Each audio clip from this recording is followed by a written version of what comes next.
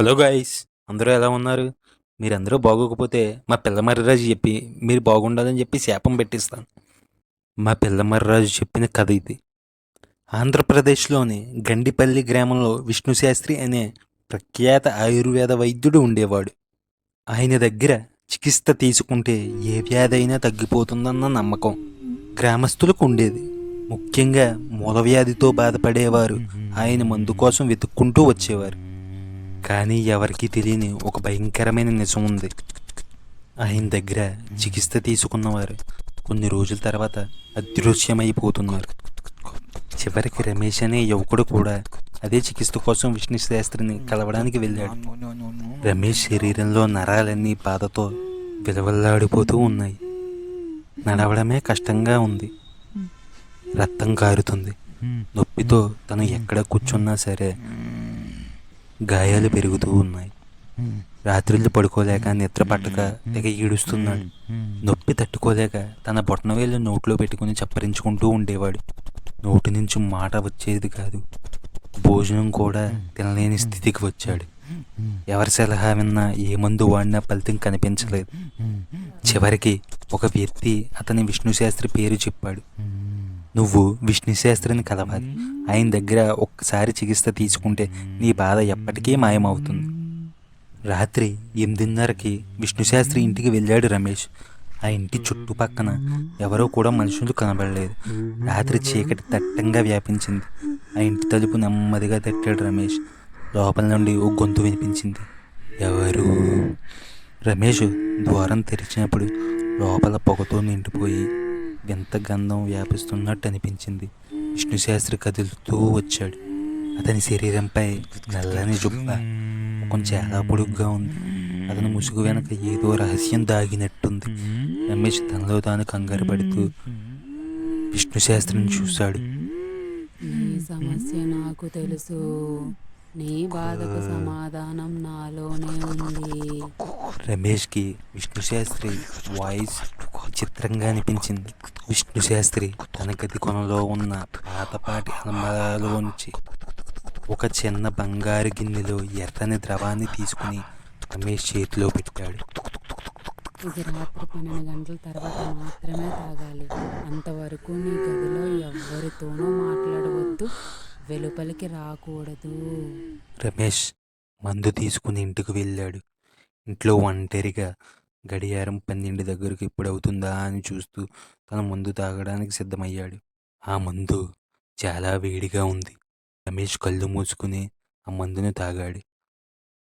కడుపులోకి వెళ్ళిన వెంటనే ఏదో భయంకరమైన మార్పు ప్రారంభమైంది. అతని శరీరం మొత్తం వణికిపోతుంది.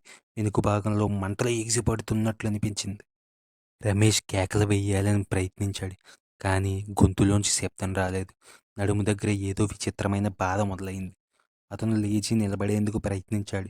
కానీ కాళ్ళు కదలలేదు. ఒక్కసారిగా అతను వెనుక నుండి ఏదో పొడుచుకుని వస్తున్నట్టు అనిపించింది. అతను భయంతో తన చేతులు వెనక్కి తీసుకువెళ్ళాడు. ఏదో తడిగా ఉంది.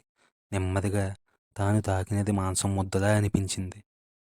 రమేష్ వెనకాల రక్తంతో తడిసి ముద్దయిపోయింది. ఒక్కసారిగా నడుములోంచి ఒక కొత్త భాగం బయటకు వచ్చింది. అది కింద పడింది. రమేష్ దాని వైపు చూస్తే అది ఒక చిన్న తలకాయలే కనిపించింది. అది తల కనిపించడం కాదు, అది నిజంగా తలే. ఆ తల 2 కళ్ళు ఒక్కసారిగా తెరిచింది. రమేష్ దాన్ని చూసి వెంటనే కింద పడిపోయాడు. హ హ హ. నువ్వు కూడా మా లిస్టులో చేరిపోయావు. ఆ గొంతు వినగానే రమేష్ గుండెల్లో ఊపిరి ఆగిపోయినంత పైన అయింది. రమేష్ తన భయంతో వెనక్కి వెళ్ళాడు. ఒక్కసారిగా తన కడుపు వైపు చూశాడు. ఆ కడుపులోంచి మళ్ళీ ఇంకో తల బయటికి రావడం మొదలైంది. రమేష్కి ఏం చేయాలో అర్థం కాలేదు. తన నొప్పితో కళ్ళు బైర్లు కమ్మాయి. రమేష్ కడుపులోంచి వచ్చే తల చాలా చిన్నగా ఉంది. రమేష్ ఆ తల వైపు చూస్తే ఆ తల రమేష్ని చూస్తూ నవ్వుతూ ఉంది.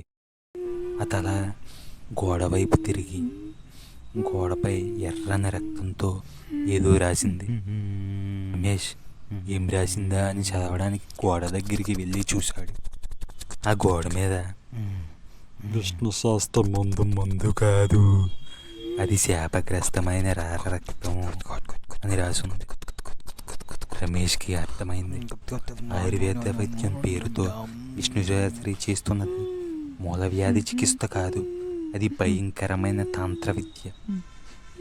రమేష్ గట్టిగా అరిచి బయటకు పరిగెత్తడానికి ట్రై చేశాడు. కానీ అప్పటికే అతని శరీరం పూర్తిగా మారిపోతుంది. అతని వెనుక నుంచి చిన్న చేతులు రావడం మొదలైంది. వీటిని తానే అనుభవిస్తున్నట్టు ఫీల్ అయ్యాడు రమేష్. నడుము నుంచి కొత్త కాళ్ళు కూడా పెరుగుతున్నాయి. అతను మంచంపై పడిపోయాడు. శరీరం లోపల ఏదో చీకటి బలంగా అతని లోపలికి లాగుతుంది. ఒక్కసారిగా బాత్రూమ్ అద్దంలో తన ప్రతిబింబాన్ని చూసుకున్నాడు. తన ముఖం మెల్లగా రెండుగా చీలిపోతుంది. మధ్యలో మరో ముఖం బయటకు వస్తుంది. అది మరెవరో ముఖమో కాదు, అది విష్ణు శాస్త్రి ముఖం. ఇక మీదట నువ్వు కాదు, నువ్వు నేను, నేను నువ్వు, ఇద్దరూ ఒకరమా. ఇక నీ శరీరం నా వంతు. రమేష్ అరిచే లోపలే అతని శరీరం కుళ్ళిపోతూ రక్తం కారుతూ మారిపోతూ ఉంది. ఒక్కో భాగం విరిగి పడుతుంది. ఒక్కో తల, ఒక్కో చెయ్య, ఒక్కో కాలు అన్నీ మాంసం ముద్దలా బయటపడుతున్నాయి. అతని కన్నులు నెమ్మదిగా మూసుకుపోతూ ఉన్నాయి. చివరిసారిగా చూసినప్పుడు కూడా ఆ చిన్న తల అతను చూస్తూ నవ్వుతూ ఉంది. ఈ మరో రోజు విష్ణుశాస్త్రి ఆ ఇంట్లో వెనక్కి వచ్చి కూర్చున్నాడు. మరో కొత్త పేషెంట్ కోసం ఎదురు చూస్తున్నాడు. ఎప్పటికీ విష్ణుశాస్త్రి మందు తాగిన వారు ఎవరికి తన జీవితమే లేదు. ఇప్పుడు మీకు మూలవ్యాధి ఉందా? మీరు కూడా విష్ణుశాస్త్రిని కలవాలనుకున్నారా? కింద కామెంట్ చేయండి, నేను అడ్రస్ పెడతాను. మీ ఫ్రెండ్స్ ఎవరికైనా సరే మూలవ్యాధి ఉంటే వాళ్ళకి ఈ వీడియో షేర్ చేయండి. మన వీడియోని లైక్ అండ్ షేర్, సబ్స్క్రైబ్ చేయండి. Thank you friends.